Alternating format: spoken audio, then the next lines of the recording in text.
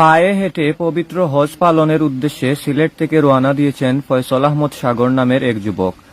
তিনি মৌলভীবাজারের বড়লেখা উপজেলার হাটবল গ্রামের মৃত মঞ্জিল আলীর ছেলে। বর্তমানে তিনি পরিবার নিয়ে সিলেট মহানগরীর খাস্তবীর বাদামবাগিচা এলাকায় বসবাস করেন। শুক্রবার 28 জুন বেলা 2টায় সৌদি আরব উদ্দেশ্যে হজরত শাহজালাল রহমতুল্লাহি মাজার এলাকা থেকে পায়ে হাঁটার যাত্রা শুরু করেন।